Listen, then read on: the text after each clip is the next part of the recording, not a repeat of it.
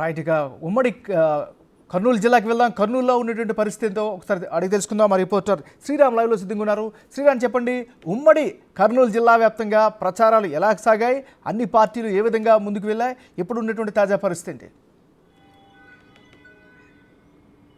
నాగరాజ్, దాదాపుగా 58 రోజుల పాటు ఈ ఎన్నికల సంఘం విధించినటువంటి ప్రచార సంబంధించినటువంటి కార్యక్రమాలు ఏవైతే ఉన్నాయో దాదాపుగా 58 రోజులు టైం ఉండటంతో కాస్త ప్రధానంగా రెండు పార్టీల సంబంధించినటువంటి నాయకులు కొంత నెమ్మదిగానే ఈ యొక్క ప్రచార కార్యక్రమాలు పాల్గొనడం జరిగింది. అయితే తర్వాత ఆ యొక్క ప్రభావం అయితే పుంజుకున్నట్లుగా తెలుస్తా ఉంది. అయితే దాదాపుగా ఇరు పార్టీల సంబంధించినటువంటి నేతలు ముమ్మరంగా ప్రచార సంబంధించినటువంటి కార్యక్రమాల్లో పాల్గొనడం జరిగింది. అయితే పోటాపోటీగా ఉమ్మడి కర్నూలు జిల్లా సంబంధించినటువంటి 14 నియోజకవర్గాల్లో ఇప్పటికే హోరాహోరీగా ప్రచారాన్ని కొనసాగించడం జరిగింది. అయితే ప్రచారంతో పాటు నిన్న ఈ రోజు జరుగుతున్నటువంటి దాదాపుగా ఈ రోజు సాయంత్రం 5 గంటలకే ఈసీ విధించినటువంటి ఆంక్షలు ఏవైతే ఉన్నాయో ఈ రోజు 5 గంటలకే ప్రచార కార్యక్రమాలను క్లోజ్ చేయడం జరిగింది. అయితే 13వ తేదీ జరగబోయేటటువంటి ఎన్నికలకు సంబంధించినటువంటి వాటికి సంబంధించి ఇరు పార్టీలు వారు ప్రలోభాలకు గురి చేసే విధంగా అనేక రకాలుగా తమ యొక్క పార్టీలకు సంబంధించినటువంటి క్యాడర్ తో అనేక రకాలుగా ప్లాన్ వేస్తున్నట్టుగా తెలుస్తా ఉంది. అయితే ఉమ్మడి జిల్లాలో ఉన్నటువంటి 14 నియోజకవర్గాల్లో జోరుగా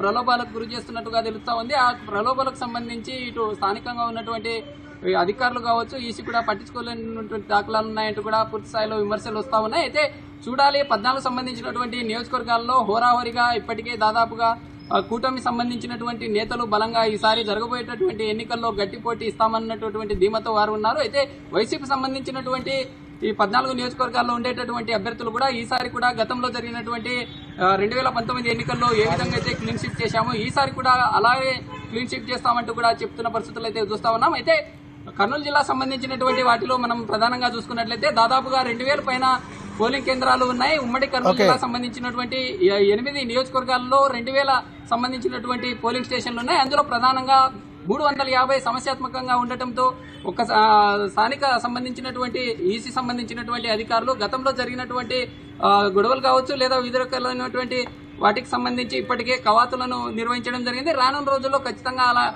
ఎలాంటి ఘటనలు జరగకుండా చోటు చేసుకునే విధంగా ముందుకెళ్తామంటూ కూడా ఈసీ అనేక రకాల చర్యలు చేపట్టడం జరిగింది.